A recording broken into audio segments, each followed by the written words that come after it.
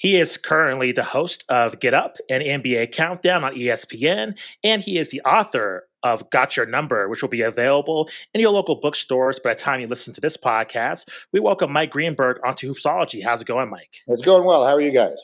Doing really well. Thanks for joining us. Big fans of your work, so thanks for taking the time. We have a tradition on our show since we are a basketball podcast and we focus on basketball culture. And we want to just get your first basketball memory or favorite basketball memory, just your connection to the game. When was that first formed? Wow. So my first and my favorite, well, maybe they are the same. So when I was a kid, I grew up in New York City. My father would take me to Madison Square Garden all the time in the 70s, the mid 70s. I'm just too young to remember the championship Knicks. I remember Walt Frazier at the very end with his career with the Knicks. I remember Bill Bradley and DeBusschere a little bit. Earl Monroe was still on the Knicks at that time, but they were no longer the great teams that they had been in the early 70s. But I remember the great players of the 70s coming through, how much fun it was. I remember the way the Garden smelled. That was when you could still smoke cigars in the Garden. So to me, you would see the smoke wafting up the old blue seats, they used to call it, the blue heaven up there in the Garden. And we would sit there, and I fell in love with the sport. As a little kid, I can still hear John Condon's voice. He was the legendary PA announcer saying, "Welcome to Madison Square Garden, the world's most famous arena. Tonight, it's the Knicks against the Philadelphia 76ers." And the great players of that era, Julius Erving and Rick Barry and Elvin Hayes and Wes Unseld and all the guys like Dave Cowens, a largely, I think, forgotten era of basketball, which I think is a shame. I'm always the one who stands up for the 70s because I feel like basketball history for some people sort of, it goes from Russell Celtics to Magic and Larry, and it like leaves out an entire decade of great players and teams. But anyway, so those are my first memories, and still obviously really wonderful memories. And then if you fast forward 15 years or so, when I got out of college, I got a job in Chicago covering sports, and through a series of extremely fortunate circumstances, I wound up being assigned to cover the Michael Jordan Bulls home and road as a beat when I was 24 years old. And I don't even know how to put into words how impactful that has been on my life. Certainly in my professional life, it's overwhelmingly the most important thing that ever happened to me. And the things that I learned from it, and being able to be around him and around them daily, as I was in my case, for 4 years, it was incredible. So I was with him for the 92 championship. 93, I went down and covered him playing baseball when he did that. And then back when he came back and played for the Bulls in 95 and then 96. And then I went to ESPN after that. So I wasn't there for the last two championships, but those were the most formative times of my professional life. That's where I learned everything about sports, everything I think, everything I believe about what it takes to be a champion, what it takes to be a great player, what a team should be, not just in basketball, but in any sport, what a player should be, what a leader should be, and not just in basketball, but in any sport. I got those from Michael Jordan, and I got those from the Bulls, and that will forever be what shaped the way I approach my professional life and the way I view sports. So from that experience, how did you take that in creating the book? Were there any lessons from those days that you applied to the creative process of the book? Kind of. So I've written several books before, but this is the first sports book I ever did. And so this was very different. I've always wanted to do a sports book. But the God's honest truth is I just never had a good enough idea. As you guys know, you create, your podcast, and however long it is, it's a half hour, whatever it's one thing to fill that.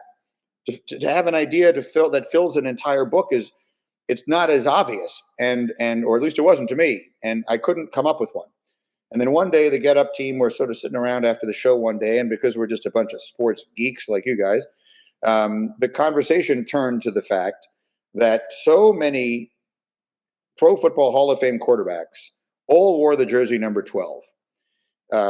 Joe Namath, Jim Kelly, Ken Stabler, Terry Bradshaw, Roger Staubach,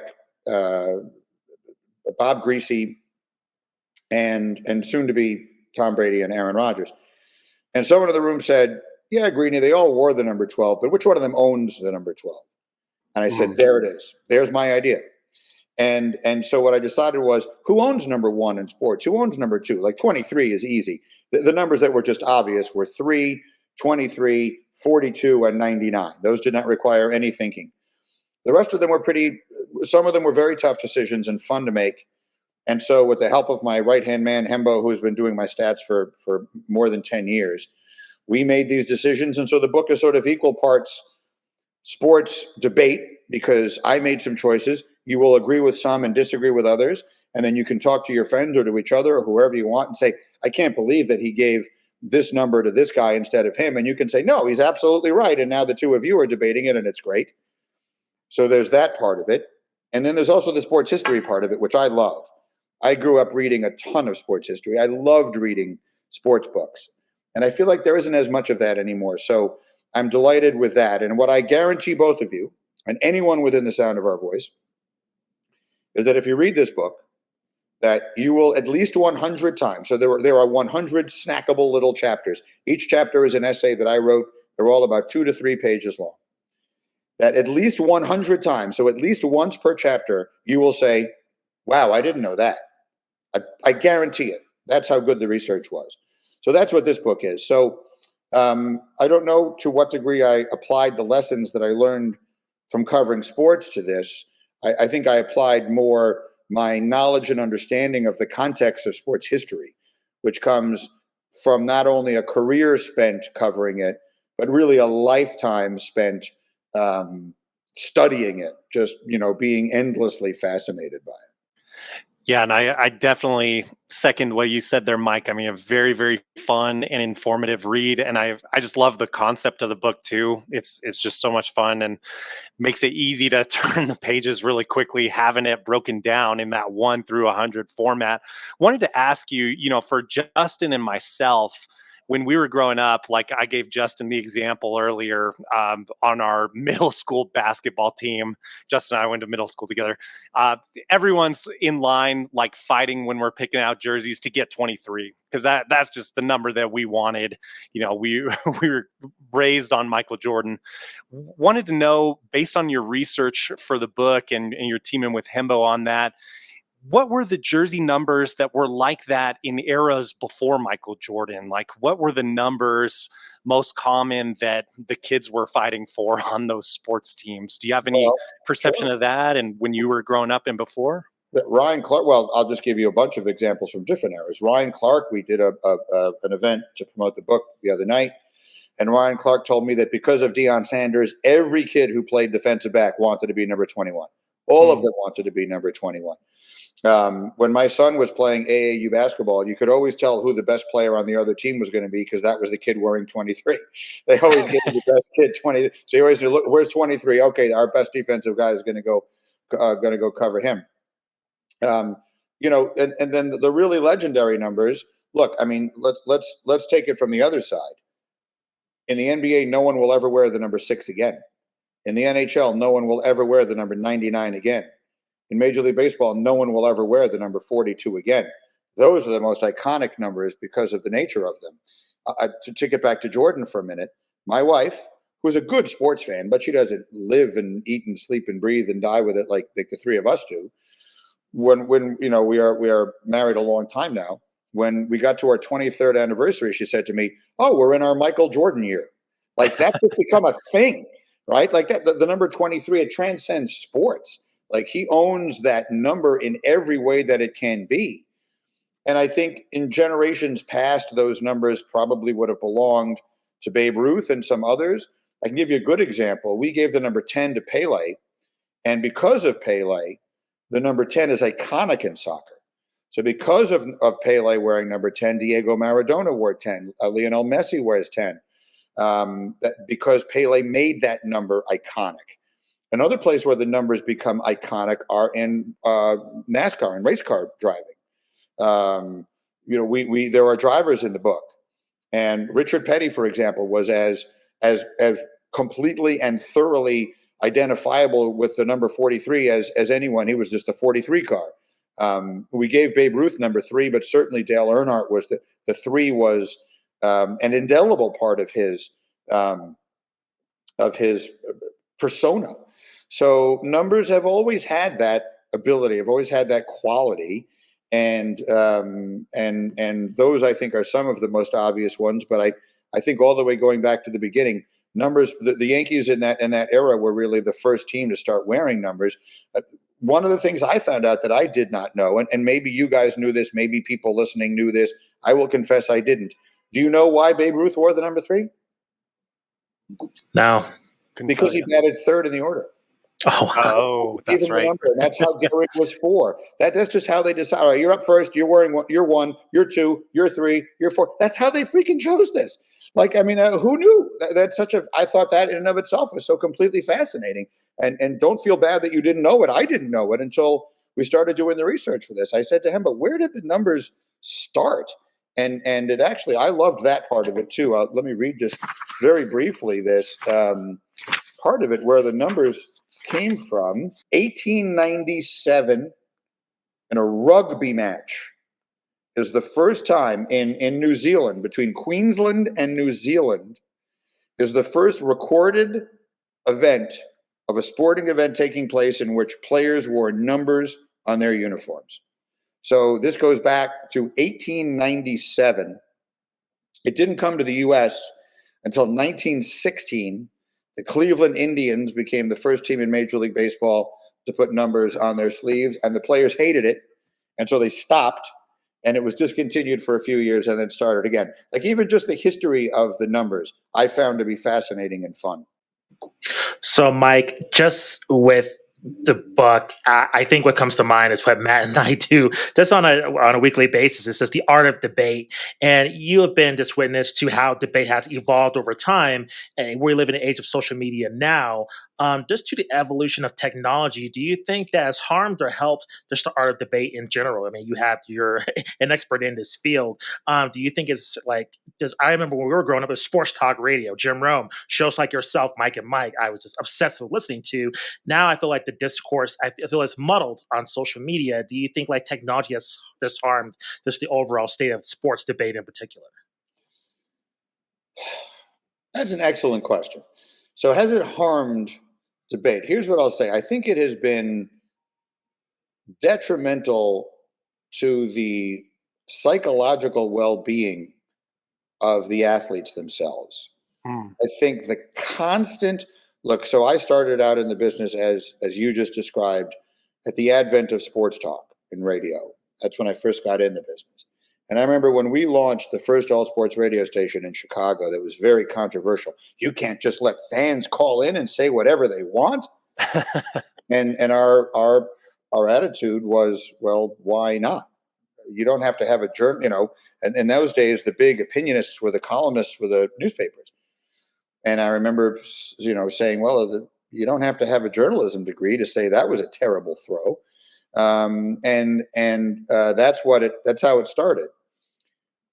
But maybe to the extent that begat all the different things it subsequently begat to where it has led to this now, where I think the players are subjected to a never-ending barrage of not so much the debate as it is the negativity and criticism.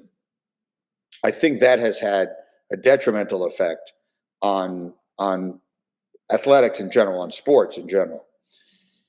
The debate piece of it, I think, is actually only a small part of that now that I think it through. But it's like most good questions, it requires a little unpacking. So as far as the debate part, I think most of the debate stuff is still pretty good. Like, I don't think that LeBron James and Kevin Durant and Kyrie Irving and others get frustrated because we're debating whether they're greater than this guy or greater than that guy. I think Kevin Durant gets frustrated because people make personal attacks upon him.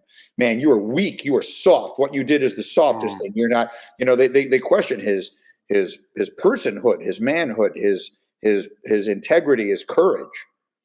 That's a vastly different thing than saying, man, he's not good enough with his left hand, or he's not as good as that guy. That's not really debate. That's just sort of an onslaught of personal attack. And that has to be very difficult for anybody, particularly young people. Here's what I'll say. I'm an older person, I mean, comparatively speaking, to the pro athletes, who did not really become a public figure. I didn't become an even remotely famous person until I was in my late 30s, and so well older than even, I was about the age then that LeBron James is now. Everyone perceives him to be so old. But my point is that I was a fully formed person with, I mean, a wife and kids and a life and priorities and a real understanding of who I am before anyone gave a damn about me, and before the first person ever uttered any, before the words "Greeny, you suck" were ever uttered anywhere. And as a consequence of that, they bother me a lot less. Like, look, let's face it, what can you say to me that's going to make any difference? Like, no one has it better than I do. My life is exactly what I want it to be. But if that stuff had been going on when I was 24 years old, that would have been and it was constant and everywhere. That, I think, would have been really challenging to handle. So I do have a great degree of empathy and compassion for the players and what they deal with today. Doesn't mean they always handle it well, but I get it. So the debate piece, I'm not sure how much the debate piece of it has really changed, but I think that the overall discussion that surrounds sports is at times almost feels toxic. And it's so unnecessary, because what sports are meant to be is just an escape from that.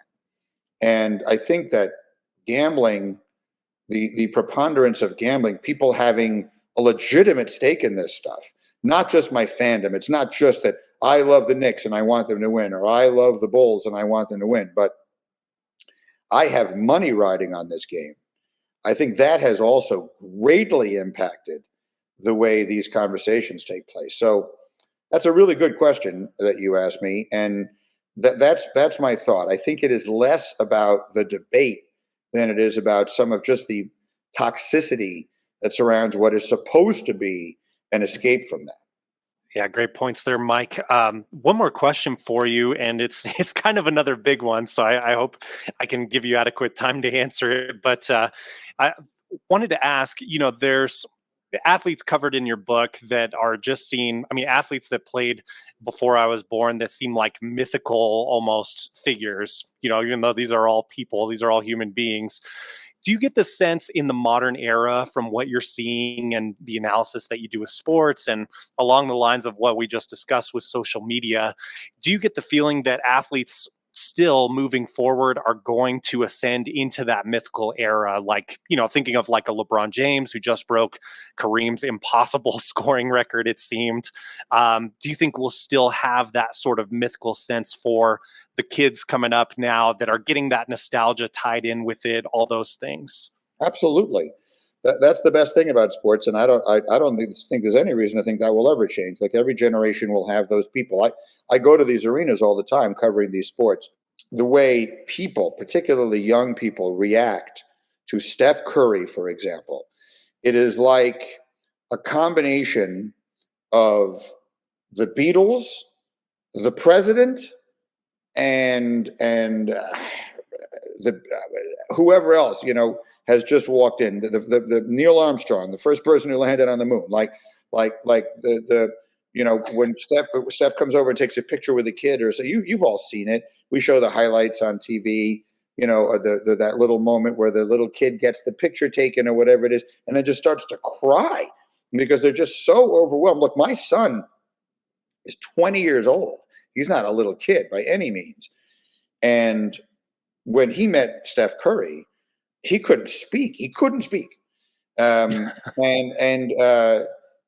just was like, "You're the greatest. I mean, you're the best thing in the like." And I think every generation has those people. So we know these guys a little too well now. So some of the flaws are a little more on public display than they were in my youth. But I also think that the younger generation of fans will just become accustomed to that. Like, the expectation of their being perfect won't exist anymore.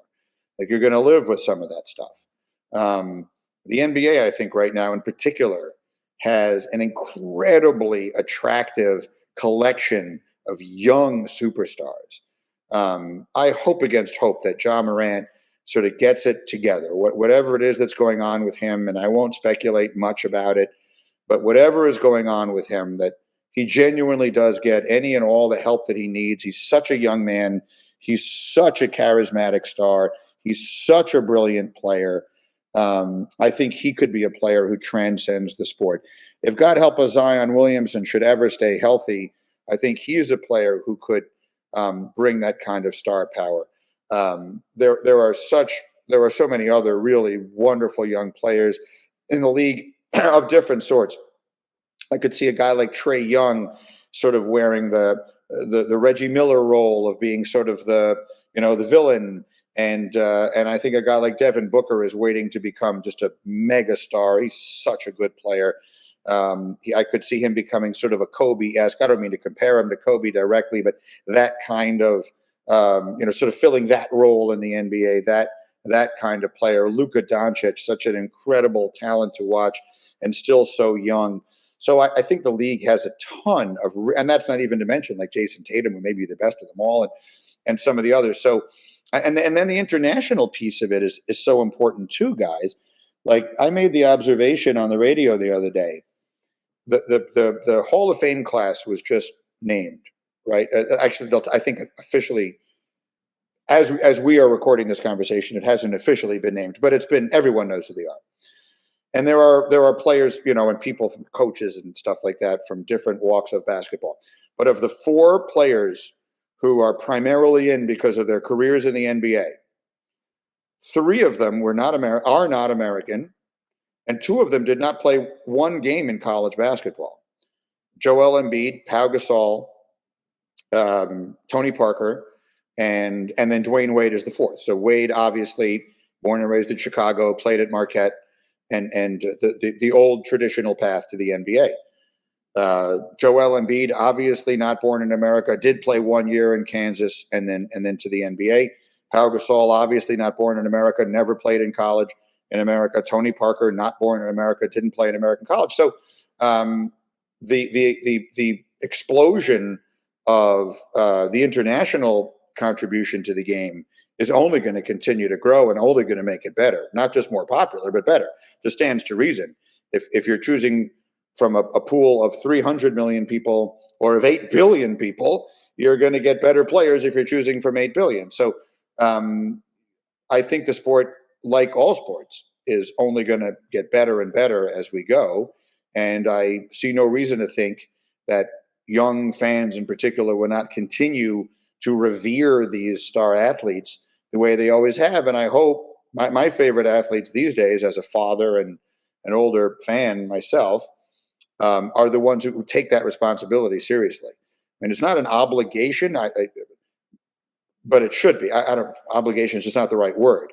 Like if you're a young athlete and you say to me, man, I don't want to be a role model of your kids. Okay. I mean, I guess I can't tell you that you have to want to be, but you should want to be. You should take that seriously. If young people look up to you and you can make the difference in their lives, you should want to. And I think we have, for the most part, great young players in the NBA who do want to. And that's the best thing about the sport. Oh, completely agree. Mike, thanks very much for joining us. Please let our listeners and viewers know where they can find the book, where they can find it on social media, all the platforms are running, anything else you want us to know as well. Well, yeah, the book is called Got Your Number, and it is available for pre-order this minute anywhere that you order books. And as of Tuesday, April 4th, it will be available anywhere you go get books. In fact, if you walk into a bookstore and it isn't there, let me know, because it's supposed to be. And you can follow me on Twitter and on Instagram at ESPN Greeny. And I will be posting plenty of opportunities to order the book there as well. So thank you very much for letting me mention those things. And I couldn't be more excited about this project. It's really something that it feels like the continuation of my career in some ways, but it is also something brand new in its own way for me. So that makes it a lot of fun. Mike, thank you very much. Much appreciated. Thank you. Thanks for having me, guys. I enjoyed it.